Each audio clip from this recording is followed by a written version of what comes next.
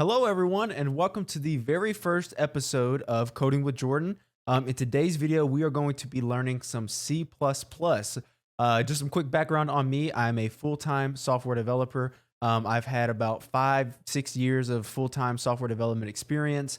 I gotta say, the sole purpose of this channel is to honestly, for me to continue to learn and showcase everything I've learned throughout my software development career, and really just share that knowledge. So actually, we're going to be practicing a language. For those of you, I've already mentioned it, but C++. And the goal of this language is honestly to, learn the full functionality of programming, all the additional logic and everything you need to know regarding C++. But one thing I really want to mention here is not only will this language help you in the C genre, but it will also help you with any language you're wanting to go towards. So if you're wanting to learn JavaScript, or you're wanting to learn, C Sharp, or you're wanting to take it to Dart and Flutter, this language alone will help you with the initial logic of programming. So we'll get into for loops, we'll get into arrays, how to handle arrays, how to handle data, all of that fun stuff we'll get into. And my goal of this YouTube channel, like I said, is for me to learn, but for you guys to learn along with me. So we'll be doing, little tiny projects, just fun stuff that makes programming interesting. I think the biggest thing that I'm going to try to do with my YouTube channel versus all the others is they will give you very, I hate to say, but boring projects. Honestly, the projects I learned throughout school, throughout college, and even preparing myself or following other tutorials online, it's just always been very basic command prompt, boring projects. Obviously, with C++, we will be using command prompt, but I'll try to make it interesting, right? Like instead of giving you a array of colors, I'll give you an array of cars, and we'll call it Bugatti or Tesla or so, I don't know, just something small like that. And I'm really gonna try to show my love for programming. A lot of people laugh at me because the wife, I'll talk to her, and anytime I lay in bed at night, I will literally be on GitHub reviewing and just reading other people's code, because I am no master at coding. I am no, I haven't worked for Google. I haven't worked for Netflix or YouTube or anything like that. I am just a traditional programmer who really loves coding and loves to, continue to increase his skills. So you guys will see me mess up in these tutorials. I may pronounce something incorrectly. I might not even be the right guy to learn from. This is my process of how I'm learning software development and how I'm continue to improve. So I just want to share the projects and the stuff I learned with you guys, and hopefully it clicks, and you guys are just as interested in software development as I am, and hopefully I share that passion with you guys. So I really hope you guys do enjoy this series of videos. If you do, please hit that like button. Also hit that subscribe button if you're new, and comment down below if this is something I've helped you with, or I've helped you learn, or if you want to see more. So today will be part one of C++, just covering the basics. And then I will be using a virtual machine in this video. If you guys want to see my virtual machine setup, I know I will be mentioning some VS Code extensions and some things to compile your C++ with. So if you guys would like a tutorial on that or some docs, I'll have a link down in the description below that you guys can follow. But if you'd like me to create a separate video on how to set up your compiler and how to set up your VS Code extensions, just let me know. I can make that no big deal. But yeah, without further ado, let's jump right into today's video. Please subscribe. Alrighty, guys. So we are now on our virtual machine. You guys can't see that because in OBS, I actually have it to strictly only capture my virtual machine window. However, at the top, I do, show my desktop name. So originally my setup, just real quick, I have my gaming PC, which is kind of my main PC, and then I have a secondary PC that I've built that will actually, be my virtual machine for all my coding. This is so I can have a set development environment. Now I could run a VM on my main gaming machine, but I have a second PC for that. So, this is my second PC is strictly where I do majority of my coding. So I just wanted to, base that out there. So that is how that is set up. But I'm going to imagine everyone here that if you've gotten this far to the video, you probably have Visual Studio Code installed, or any particular IDE. You can see I have it open right here. So if you don't have it installed, just open any browser. It can be Brave, Google Chrome, Microsoft Edge, whatever, and go ahead and install VS Code. You don't need anything else besides that. As of right now, I'm about to show you everything else you will need. But just go ahead and install Visual Studio Code. And once you're at this point, you can continue on with the video. But if you don't have Visual Studio Code, go ahead and install that. It's like a 5-second install. Should be no big deal. So once you have Visual Studio Code installed, you will open it up and it looks like this. So first thing you're going to do before you even create your very first file is you're going to head on over here to your extensions tab. So I just want to take some time and run down this extensions tab because I even speak to some developers today and some college students that, I like to, tutor a little bit. They actually don't understand what any of this is on this left side here. So I just want to take about 30 seconds and review that really quickly. So first is your Explorer. This is where all of your files and your repository files will sit. So if you use Git, all of your files and folders will be over here on the left, and that's how you'll open and close your files. Going down, this is the search functionality. You can search anything that's within your code. So when you have a large code base, and you want to search for a particular function or a particular method, all you do is type that method in the search box, and it will search your whole code base to find that method. You can also do that with Control-Shift-F, but when you do that, or Control-F, when you do that, it only searches one particular file. And then you have the replace box here. This will allow you to replace a bunch of code with whatever you want to replace it with. So if I have a function called test function, I can replace that. I can search for test function and replace it just with, working function. And it will find every single test function that I have in my code base and replace it accordingly. All right, going down to the next tab here, we have source control. This will allow you to clone a repo from GitHub, or you can open a existing repo you've already cloned to your computer. This will also where you see all your files change. So say you have an open code base and you change a file, all of your changes will be here to where you can then stage your files and then write a little commit message and then use the VS Code UI to push and pull and fetch all these different repos. I will be making a tutorial on how to use Git and how to use VS Code with Git, because one thing I've learned throughout college is that they do not teach you how to use Git. I actually graduated with a computer science degree and did not learn Git. I think that is unbelievable because as a full-time developer, I use Git every single day and how to review code, do pushes, commits, all of that stuff. I will cover that all in one video here coming up soon. So please, if you're new to the channel and you want to learn Git, hit that subscribe button because there is a lot to learn with that. Going on with the next tab is the Run and Debug tab. This will honestly just allow you to run and debug your code. If you have any compile issues, it will pop up in the terminal, and we can use the debug console to figure that out. Next tab here is extensions. I won't go over these last two tabs solely because Gitlines is actually an extension for GitHub, and then Docker is an extension for Docker for you to view all your containers.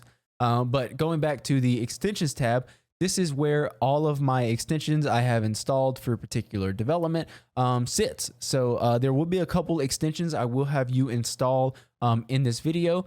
So this tab is actually extremely important for this video. So before we get into those, but this is the extensions tab. You can just search for any extensions you'd like, and this is where you'll install them. Alrighty, so with that being said, and we are already on the extensions tab, let's go ahead and install a couple extensions. The first extension I'm going to have you install is C/C++. This extension for me is already installed, but it lets you add the language support for C and C++ to your VS Code, coding box. So all you have to do is literally just come right here. You'll type in C/C++, and it will be the very first extension that pops up for you. And the next extension I will have you install is the C/C++ extension pack. This is just an extension pack that includes a set of popular extensions for the C++ development in VS Code. And then right after that, we will also install C/C++ themes. These are just extension UI themes that will help you when developing in C++. And for our last extension that we will be installing Code Runner. Code Runner allows us to run C, C++, Java, JavaScript, PHP, Python, Perl, all those different languages right from our terminal. So all we'll have to do, there will actually be a run. You can see it right here is this little run icon. You'll actually click that and Code Runner will allow us to run that. So those are the 4 main extensions I need you guys to install. But before we can continue and write our very first program, we must also install right here on my desktop. I have a min-gw installer. All you have to do is Google min-gw, and you will find the installer for that. So just install it, and then you will have to set an environment variable. Environment variable, all you'll have to do is go to your file explorer, right click this PC, go to properties. You will then go to advanced system settings, environment variables, and then here, right in path, you just hit edit and you will add the path that you need to. There's documentation for that you can easily follow. But once you do that, you are all set up. I would probably recommend a PC restart just to finalize everything.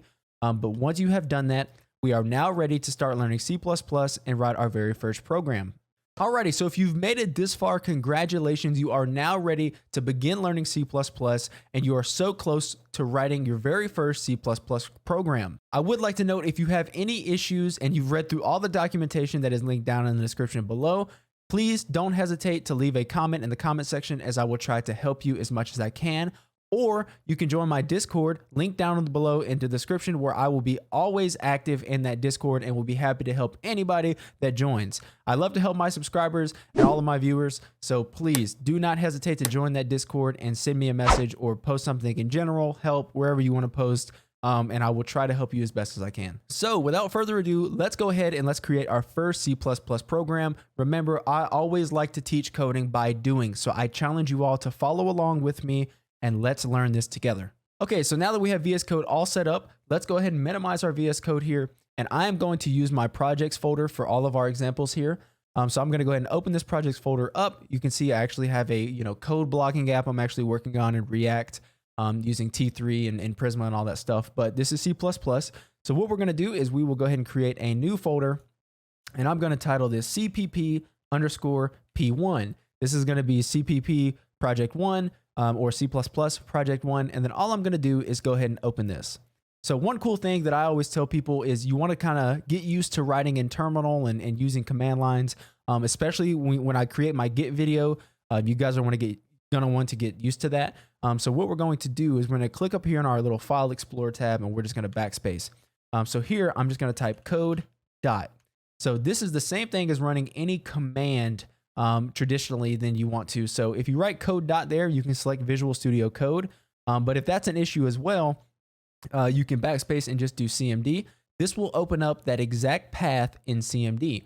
So from here, I can just say, okay, I'm on my desktop, I'm in my projects folder, and I'm in my C++_project1 folder. Now I'm going to type code dot, and it will automatically open up Visual Studio Code for me.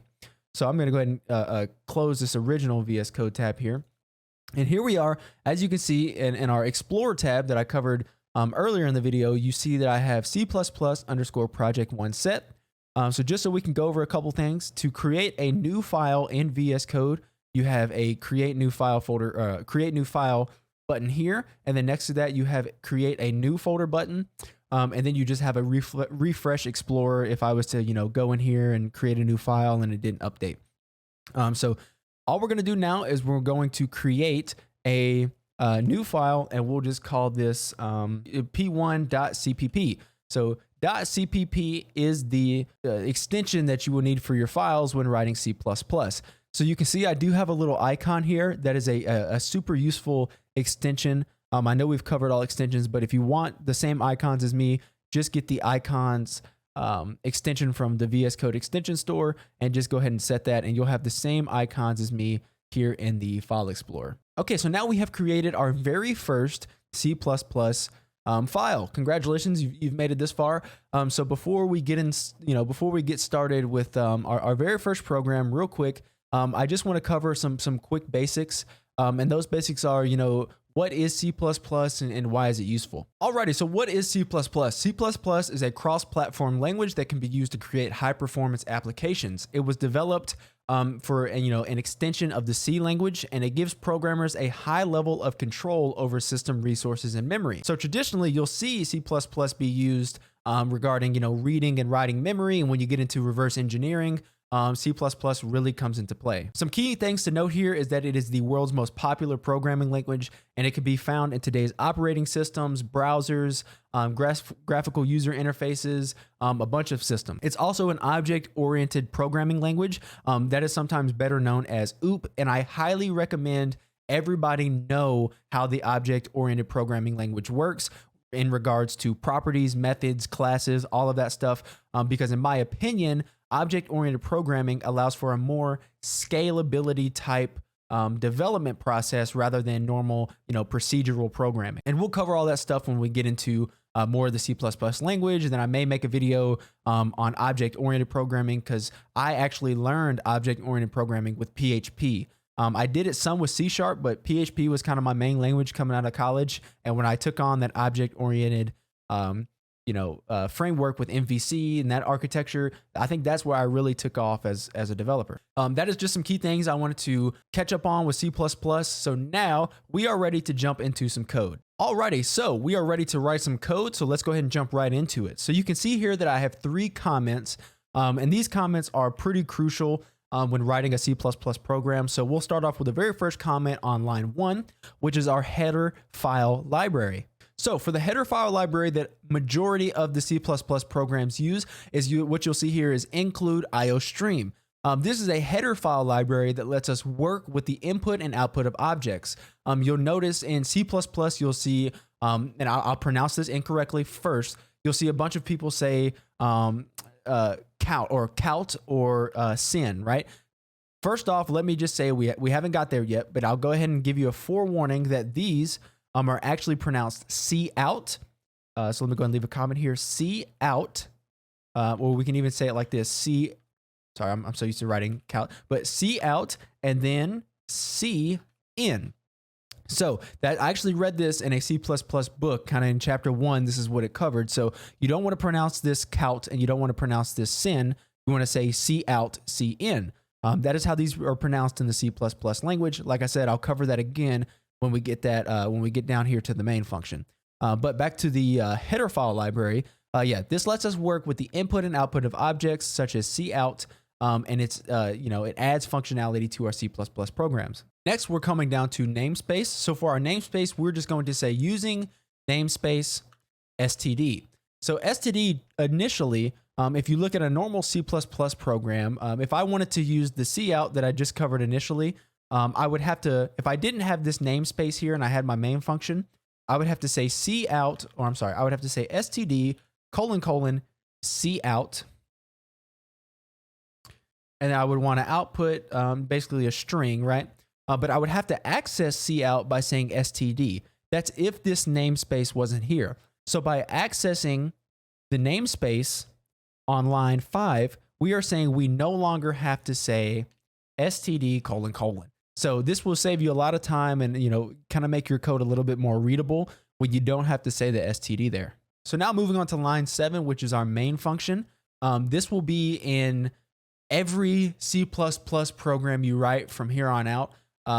So let's go ahead and I'll show you how to make it really fast. All you're going to do is say int main, and then you're going to use 2 parentheses there and then 2 open and close brackets. So let's go ahead and break this down. First off, you'll notice int here. Int is a good word for integer, which means it holds a number. So if you have no programming experience, real quick, I'm going to break down all the different types. So if you do have programming experience, go ahead and jump forward a little bit, but I'm going to show you guys the main types that we'll use here. Alrighty, so let's cover real quick the different data types that we will see in C++, and this will actually carry on to a bunch of other different languages. So just I would honestly, if you're new to programming, definitely note these down, study them, because this is vocabulary you'll actually hear other developers use, and this is just data types that you should honestly know. So let's go ahead and start out and run through these really quickly. This shouldn't take too much time to understand, but so starting on line 8 here, and throughout these videos, you'll hear me reference code on lines. So when I mean line, you'll see 1, 2, 3, all the way down to 18. This is just how I identify code at a faster rate. So when I say starting on line 8, I mean right here on line 8. So let's go ahead and jump to line 8, and you'll see I have int num equals 1. So just to break this line down really fast, this is how I read it. I'm going to have a variable named num. So variables is something that can, basically store whatever data type it is. So if I want to create a number in code, I'm going to give it a variable to hold that number for me. And we'll elaborate more on variables, and you'll start to understand them as you use them in projects. So like I said in the video, even if I'm, writing comments like this, you can see I have a comment, and I'm doing that by 2 slashes. And then if I wanted to comment this out, right? If I wanted to comment using namespace out, I would highlight it and press Control slash, and it would do a comment for me. Or if you're on Mac, you can do Command slash, and it'll come out for you. But again, I have comments beside all of this stuff so you can understand. But the way I read line 8 is I will say int num, num being my variable, and int is specifying that I want it to be a number. So my integer num will be equal to 1. So if in my main function, I take my integer here, which is 1, and I just paste that. And then I know you won't understand this because we haven't gone over it, but if I say cout, and then I say enter, or I say your number is, and then I just add a little space here, and then I do some string concatenation here, and I'll just go ahead and throw num, and then I'll just say I want to end the line. And then I'm just going to go ahead and return 0 here because that's what you're supposed to do in the main function. But yeah, so if I go ahead and say int num, and then I just want to output to the console your number is, and then I'll put num here. Again, if you don't understand this, that's perfectly okay. We haven't gone over it. I'm just using it for the number example. Just a quick quiz. What do you think this would output? If you guys are thinking it will output 1, you are correct. So we're going to go ahead and run our code. And as you can see, number is 1. So again, we know here that when we create a variable, we'll specify its data type, and we're going to set this num variable equal to 1. So when I use it, in my function here, it is going to output 1 because num is equal to 1. So now that you have an understanding of that, it's going to work the same for all of the other data types. So here we have a variable float num. We're specifying that it's going to be a float data type, and we're setting it to 299. So you may be asking yourself, what is difference between a floating point number versus an integer? So a float is just honestly a floating point number. You'll see it here, 299. And then we'll work our way down to the third data type on line 10, which is actually a double num. That's the variable name, and it's a data type of double. And you see I have it set equal to 3988. So again, if I was to throw this double num down here in my main function, it would print out number is 3.99 or 3.98. And that is just a floating point number. So again, you may be asking yourself, okay, well, what is the difference between a float and a double? Well, float is mostly used in graphic libraries, and that's for high processing power due to its small range. Double is mostly used for the calculations in programming to eliminate errors when the decimal values are being rounded off. So although a float can still be used, it should only be used in cases where we're dealing with small decimal values.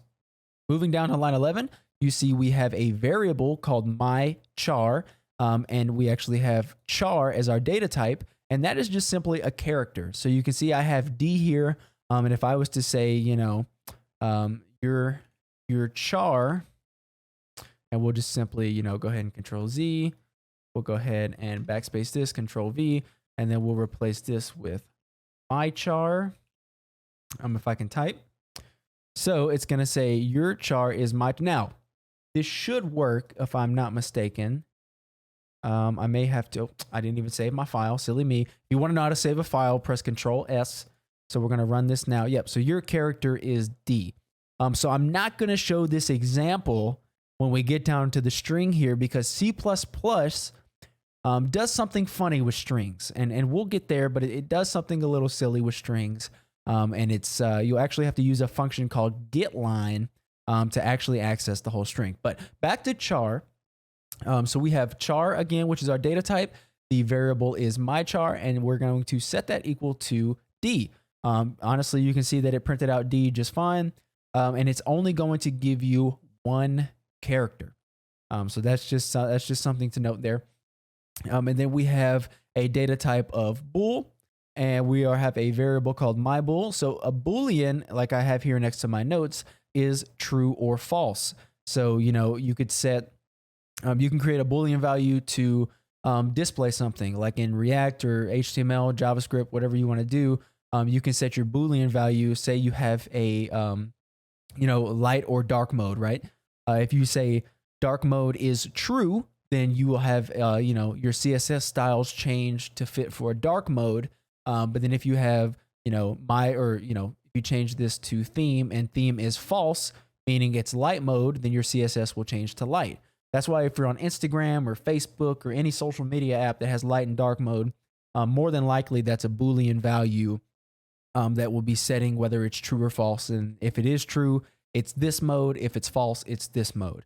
So we'll get into more on bools as we continue. But like I said, these are just data types you should be familiar with. There's also nothing stopping you from, Googling and doing practice problems with these data types. But as we continue to build stuff, we will get there, right? So don't worry about it just yet. And then going down to the final one, which is string. And this is a variable that I have set to my string, and it is equal to subscribe. So again, our data type here is string, meaning it's just going to be, let's go ahead and Control Z that, meaning it's just going to be, like a sentence. Honestly, it could be a sentence. Forgive me for my spelling, but it could be a sentence, a word, maybe, I don't ever really do this, but if you wanted to set a number as a string, it's not, you really shouldn't do that. And honestly, it'll probably throw errors, but yeah, a sentence, a word, whatever. Now thing to note is when you get into arrays and all that different stuff, you'll have multiple strings in an array.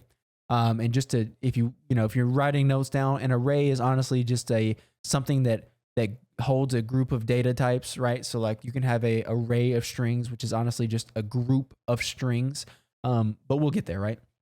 So now that we have a good understanding of our data types, we understand what an integer is, what a float and a double is. We've covered what the difference of float and double is. We know what a char, a bool, and a string. We understand what all of this is. Now we can head back to our main function here. So for our main function, we are specifying that it's going to return an integer. So one thing to note, inside your main function, let me just go ahead and remove this. You will always see, and some people don't do it, but you're just specifying, integer main, and you'll notice the return 0. So if you're saying integer main, you're whatever, I could say, string main, right? And that means, you instantly see there's an error here. So if I want to return hello, my string is main, or my function is a string main, so I'm going to need to return hello here. I used the wrong brackets. I was just doing some JavaScript, but now it throws me no errors because I've set it to string. So I'm going to go back to int here. We're just going to Control Z. So we're going to have an integer, and that's why you need this return 0 here, because the function is set to be an integer type, and our function name is main. So anytime you create a function or an object-oriented programming, it's also called a method, you need to specify that by using the open and close parentheses. And then you need to follow that with curly braces. So this is how you create a function. If I wanted to create a new function called test, I would just say, let's just do int for this purpose, but int test this, open and closing parentheses, and then open and closing curly brackets, and boom, I have a new function called test. Don't get this confused with a class. And the reason why I say that is because classes and functions are two completely different things, but it is very easy to determine if something is a class. If something was a class, I would just say, class test, and class here is what would specify that it is a test. So just note that down somewhere that classes and functions are completely different. But back to our main function here. So now that we've made it here, we understand our data types. We understand that we have a function called main with a type of integer that needs to return 0. We've basically covered the syntax, right? We've covered the syntax, and now it's time to start outputting data. So in a couple of my examples, you've noticed I've used cout and cin, and that's what we're going to be covering now. So remember at the beginning of the video, I said namespace is extremely important. And the reason why we do namespace is because we don't want to have to say std : a bunch of times, right? We just want to be able to access cout and cin, and we're able to get that from our include IO stream here. Alrighty, so we've made it. So let's go ahead and cover what cout. Let me just do some comments here. Cout, cin, and then we're going to do inline. So I know you've seen me use that in previous examples. So without cheating, I'm going to give you guys a little challenge real quick, right? This is where I'm talking about interactive, fun little coding things. I challenge you guys to create a C++ file, or we'll even say a C++ program that will print a sentence to the console, but I want you guys to use a number, right? So I want you guys to say, and here's the challenge, I want you to output, I own whatever number amount of Teslas, right? So you're literally going to say I own, and then you'll input the number, and then you'll say amount of Teslas. So this will give you a good understanding that you guys understand output. So that's just a challenge. And if you don't know how to do that, okay, we're going to cover it. I know we haven't covered it. I know you might have seen me output something in a previous example, but we didn't cover actually what cout is and how to output something. That was just my challenge to you guys. If you guys have been paying attention to my last example, you could kind of copy and paste, but let's go ahead and learn what cout actually is. So cout is going to be output. Cin is going to be input. This will be an input from user. This is where the user will actually type something. And then endl is just inline. So to do an output, you'll notice C++ uses these open and these less than and greater than brackets, okay? These outputs are actually used to output values or, like print text. So we'll just say output values and then comma print text here.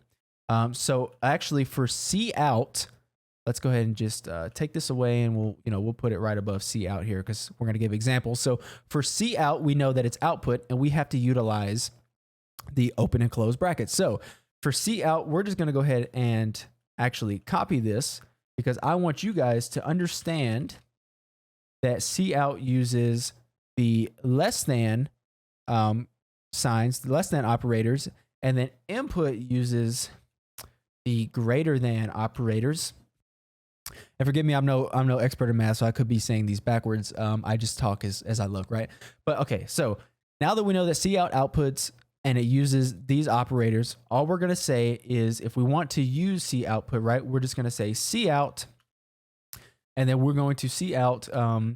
It's crucial to know that you can output, honestly, any data type, but honestly, I use a lot of strings, right? I mean, you can output anything you want to the console, but for this example, we're going to use a string. So we're going to say cout, we're just going to say, please like this video, right? So we're just going to cout, please like this video. So we got to put a semicolon. Just note that C++ does require semicolons. It is a semicolon language. So to run our code, we're just going to hit run. And of course, remember to save your files, right? Control S or Command S if you're on Mac.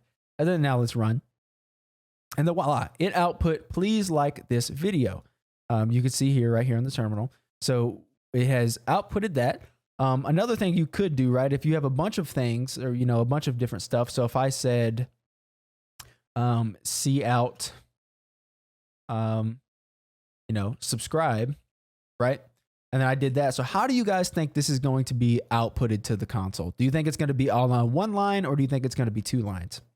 Just go ahead and keep that to yourself, but let's go ahead and run it and find out. Oh my gosh, again, I got to remember to save, forgive me. So as you can see, it's all on one line. So you'll be like, what the heck? Why is this not going to the second line? I have it in 2 lines in VS Code, but it's not going to the second line. That's because we're not using inline. So remember, with cout, you're using the less than operators. So you're going to say less than, inline, or endl. You're going to hear me pronounce it inline for the rest of my life. Control S. So we know that inline ends the line. So now if I throw this here, now what do you guys think it's going to be outputted as? I think it's going to be outputted on 2 lines now. So if I go ahead and run this code, voila, we now have 2 lines, because right after this is, right after the exclamation point in this string, I'm saying, hey, I want to end the line right here. Make subscribe or anything else that's outputted, go to the next line. So subscribe goes to the next line. And we could see that again, even if we just say endl, or let's just try endl here, right? Even if we just say that, it's going to throw an error because we have to cout endl. So if we output endl here and then we save, you can see it's giving us no compiling errors, and we run it. Now there's a space here because we're just outputting an end line. So Now I hope you guys understand, kind of what C output is or C out is and how to output things there.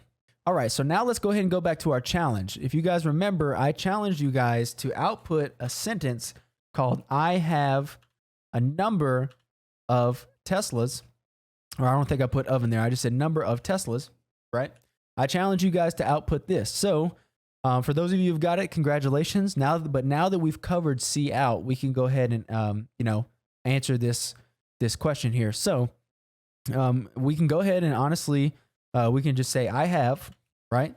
Because we know we're going to need a string. We know this is a string and we know this is a string, right? So that's how you're going to want to break it up, right? So you can say, and honestly, you really could just say I have 4 Teslas. Yes.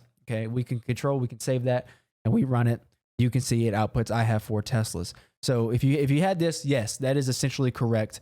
But I also want to put you in a mind of a programmer, right? That is a very easy solution.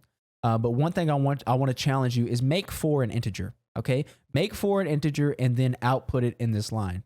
Okay, so I want you to say I have, that's one string, 4 is an integer, and then Teslas is a separate string. Okay, so to do that, we're going to say int Teslas. Okay, or no, actually let's do int num Teslas.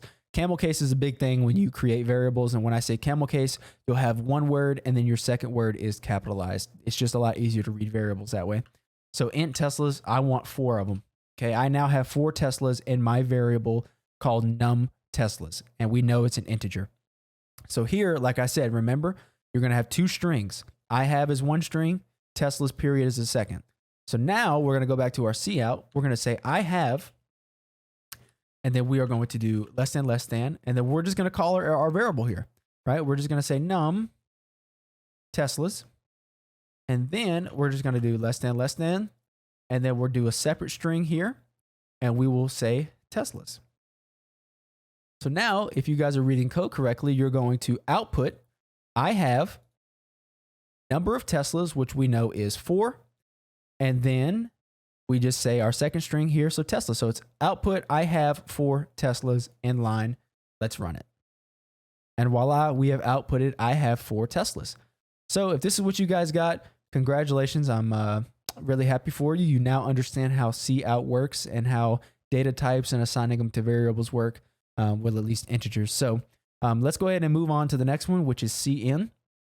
And if you guys have a good understanding of C out, then you know how C in works, right? I can just say C in, and remember, you want to swap the signs because I always like to read this out is going to be facing. If you want to output something, it's going to be facing out. If you want to input something, it's going to be facing in. So you want to input, and anytime somebody types something, right? So we have num Teslas, okay? Input is going to ask the user to input something. So here, we're going to request the user to input how many Teslas they have, right? So we're going to say, we're just going to remove all of this and we're going to have one string. So I assigned that I have 4 Teslas. Well, now you're asking the user, okay, I have no idea how many Teslas you have, so I need you to tell me. So our string is going to be how many Teslas do you have? So we're outputting how many Teslas do you have? We're going to end the line. And then here we're asking for their input. So in order for us to store, and in order for C++ to store how many Teslas they have, well, we have to assign that data to a variable. So we're going to take our number of Teslas and we're going to set it equal to nothing. We're just going to create the variable. This will, by just creating an integer num Teslas, this is allowing us to store user input. Right? And even if we wanted to say, even if we asked the customer for like a string, right? Say I created a string and I'm just going to call this test. I could use that string variable here and get their response. But again, I'm going to wait to do that because strings are a bit more, complicated because you'll have to use the getline function and we haven't covered that just yet. So I'm going to pause there on that. But going back to integers, we're allowing us to store the user input into number of Teslas. So we're outputting, hey, how many Teslas do you have? This is where the user will respond as an input, and we're going to save that input to num Teslas. And then we are just going to inline. Okay? So we're inputting, we're storing it to the number of Teslas. I'm sorry, we don't even need endline there because when they press enter, it's going to go on to the next one. I'm just going to move this out of the way because we know endline is equal to, or endl is equal to endline. So we're going to be requesting however many Teslas they have. And then right after that, we will just say cout. And then we are going to output cool. I did not know you had, right? We're going to add a space and we're going to say num Teslas. And then we're going to do it again. And then we will just endline. Now we're going to be outputting cool. I did not know you had however many Teslas. So when they say, 4, actually, let's just go ahead and make this a little bit better. We'll just do it like that. And then we got to add our less than to endline here. So if you guys are reading this correctly, right? We know output, it's going to output how many Teslas do you have. It's then going to ask the user for a number of Teslas, which we save to the number of Teslas variable we created. That is an integer. And then we will output, cool, I did not know you had whatever number they input Teslas. So honestly, I think this is going to run. Let's see if we didn't have, let's hope we don't have any errors here. So let's go ahead and run it. How many Teslas do you have? It's asking me. I have 100 Teslas. Cool. I did not know you had 100 Teslas. Voila. We did it. Congratulations. We finally understand cout and cin. So that is using, integer types. It would work the same for characters. It would, you could easily just say input a single character. The user would input that character and you could say, the character you inputted was that variable. So this is teaching you how to use data types, how to use variables, and how to do some, cout, cin type stuff, which I think is really, really cool with C++. And you're learning already, in this video, we've covered data types, we've covered the main function, we've covered cin, cout, strings, all that stuff. So, this is the fun stuff that I enjoy doing in C++. So real quick, before I let you guys go, because I know this is just a very simple syntax output stuff for C++, and we've covered variables and user input and the data types and comments. But before I let you go, I want to show you guys how to use the getline function, right? And what in the issue that I was saying that you will have with strings. So stick around and let's cover that real quick, and then I'll let you go. Okay, so now that we can cover the string data types, we will have to use a function called getline. And before I cover that function, just really fast, I don't want to take up too much, more time than we've already taken. So this function here, we know int main is a function, and a function essentially just runs the code that's inside that function. So I'll kind of give a better example. So what we're going to do is we're going to create a function. And then we're going to run that function in the int main function. So real quick, you can comment all this code out, but honestly, I'm just gonna Control X what I have here just so I can copy it. But you can comment all your code out, and you want to be inside of your main function here. So what we're going to do is we're going to do our traditional return 0, since we know that's what we should do inside of our main function. And below that, we're actually going to create a new function. So I'm going to challenge you guys real quick. This should be a very simple one. I'll still show you the answer. But my challenge to you guys is to create a function called test function, and I want you guys to output. I just got executed. Okay, that's what we're going to do. So I want you guys. So that's your challenge right now. So I'm actually going to introduce you guys something new here. And that's going to be called void, okay? Void just means I'm not going to return anything, okay? I'm a function that does something, but I don't return anything. Notice how here we return 0, but with this, we're not going to return anything. So we're just going to say void test function, okay? And then we're going to go ahead and do our little open close brackets along with our parentheses here. So notice how it's not immediately throwing me any errors as to where if I was to say int, int function, and then I do this, open close brackets, right? You know, it's not throwing me any errors here, but it's going to want me to return something, okay? Void, you don't have to return anything. So here we're just going to say, you know, I asked you guys to output a function or output I got executed. So to do that, you know, we use our cout here, and then we're just gonna do a string I got executed, right? And then we'll throw in our semicolon. So now we have our function, and then we will just what we're going to do now is we will, in order, you know, if I run this, right? If I run this right away, you know, here we have two functions, but we're not doing anything with this test function. So if I was to run our code, I just press Control S to save, and I run our code, you see nothing happens, right? So the reason for that is because, I use my little pencil tool here. This is one function, okay? And then this is our second function. So in order for this function to work inside of our main function, we have to call it. So to do that, okay, we're going to, inside of our main function, we are going to just say my function, right? It's that simple, okay?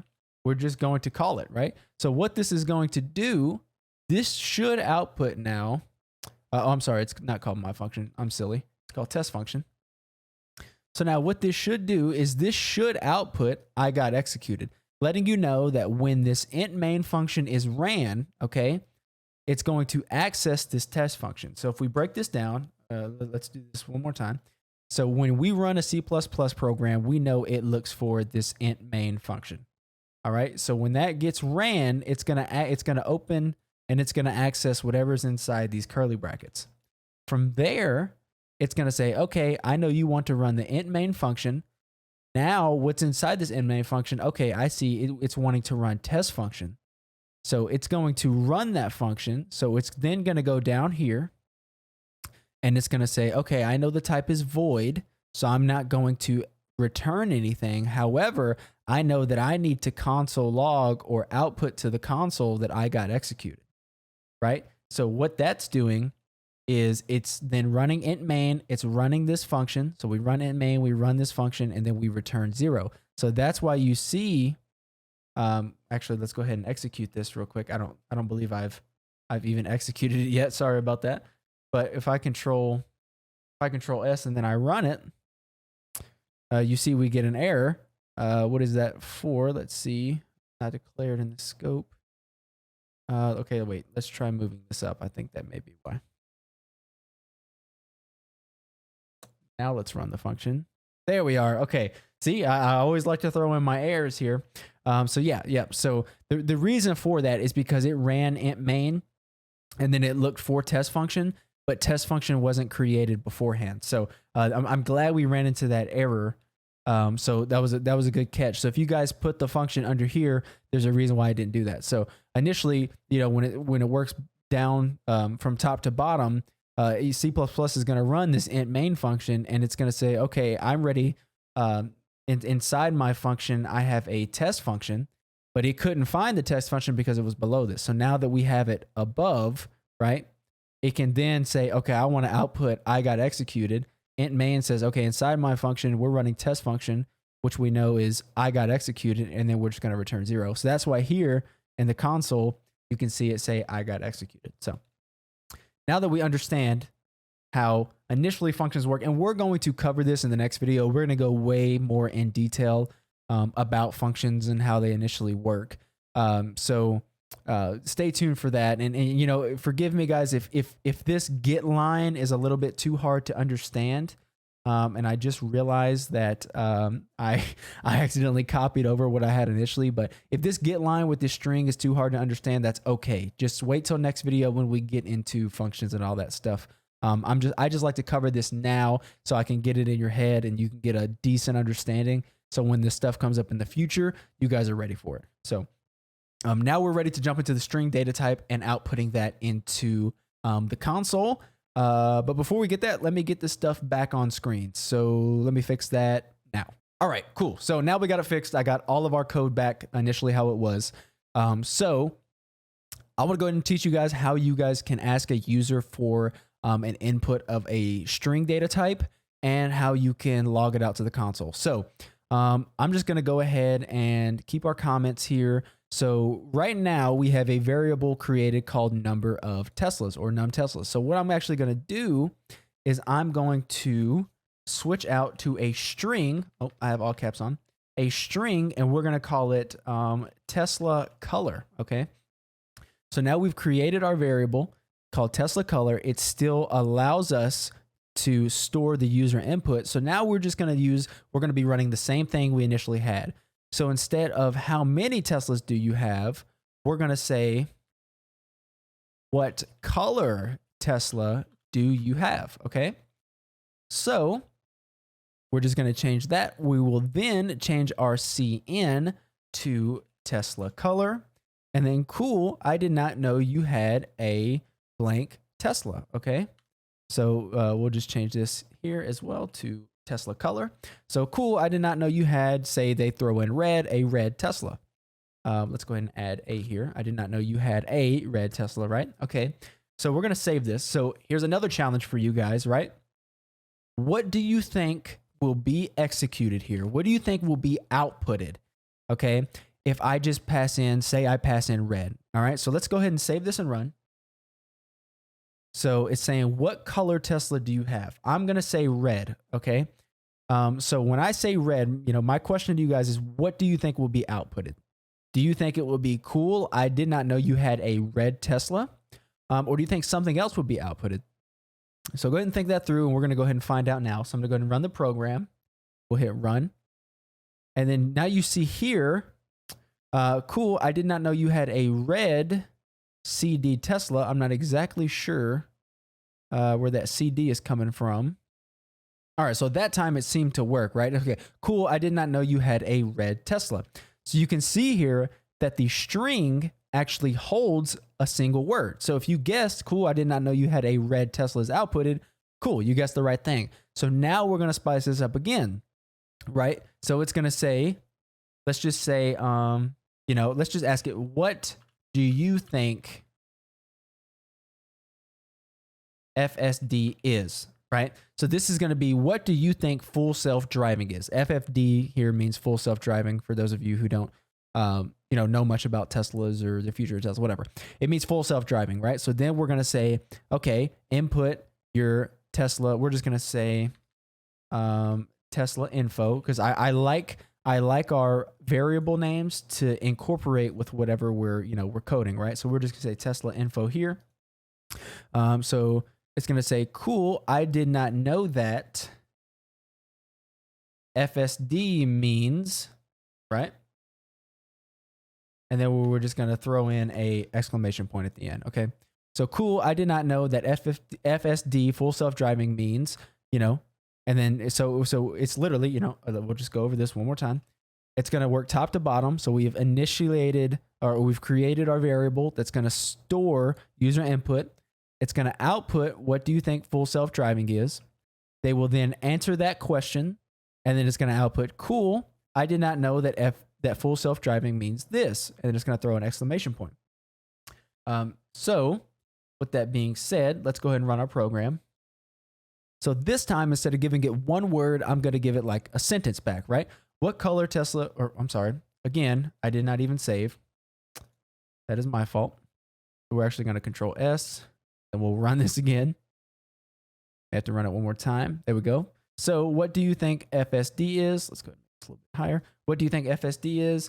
I think, or let's just say, we're just going to say full self-driving. So again, I'm going to challenge you guys. What do you think is going to be outputted now that I have more than one word? Let's find out. Cool. I did not know that FSD means full, right? Okay, so this is where getline is going to come in. So the biggest thing with C is when you have a string, right? It's not going to understand that you're passing it more than one word. Okay, so if we again work this through, and I know I keep repeating myself, but that's just to make sure you guys understand. So I apologize if I keep repeating myself, but here, when we pass in our Tesla info variable, you notice how we're outputting it here in our cout. It's only capturing FSD. in our, in our Tesla red example, since we only gave it one word, it recognized, hey, you're only giving me one word, so I'm going to use that. But in C++, it doesn't recognize that you're giving it a whole string or more than one word. So it's only reading full and it's not getting the rest. So we want to get all of this. We want to get all of full self-driving. So we're going to do that using the getline function. Now, if you guys remember back just a couple exercises ago, we created a function that said I got executed, and we put it in the main function. So that shows that you can utilize functions in your main function. So all we're going to do to be able to get that whole entire string is we just use the getline function. So all we're going to do is we're going to delete this. We're going to delete our input. So this is where we're going to use parameters, and this will actually be covered in a future video. But for now, if you guys are just getting frustrated and you don't know how to get your whole string to output, this is exactly how you do it. So you start off, you're going to output what do you think full self-driving is. We've already created our variable to store input. So now we're just going to say getline, right? And we know as a traditional function, okay, we have to pass something in. So it's throwing an error here that it's undefined. I'm not exactly sure why, but let's just go ahead and continue on here. So we're going to say sin, and then we're going to say Tesla info, okay? So what we're doing here is we're saying I want to get the whole line of the input, and then I want to receive all of the Tesla info. So if we pass it more than one word, it's going to take the input and it's going to get all of that input for Tesla info.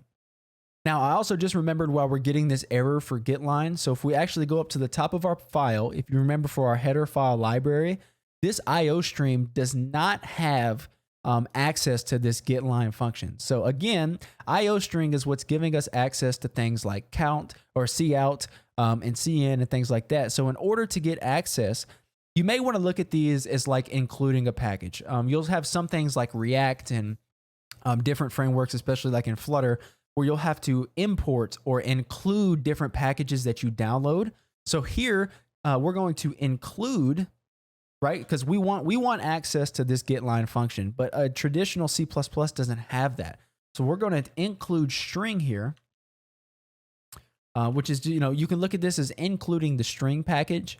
And when we include that, and if we do a save, now that squiggly line on getline goes away because now we have access to that getline function. So all you'll have to do is so when you come into parameters, you'll hear me say things like pass in or give or something like that. A parameter basically allows you to pass in information to a function. Again, we'll cover that later on down the road, but you can look up documentation regarding getline. Getline basically requires you to have two parameters, one being what you want to input. So we want a user input here. And then being, okay, so I know you want a user input, but what else am I reading? I know I'm getting an input, but what else am I gonna, what variable is gonna store that information? So when it gets ran, if we work top to bottom, it's gonna output what do you think full self-driving is. It's then going to go to this function. So we know the getline function is looking for an input, right? It's looking for an input. And then it's saying, okay, I know you want to input something, but what's the variable I'm going to store that information in?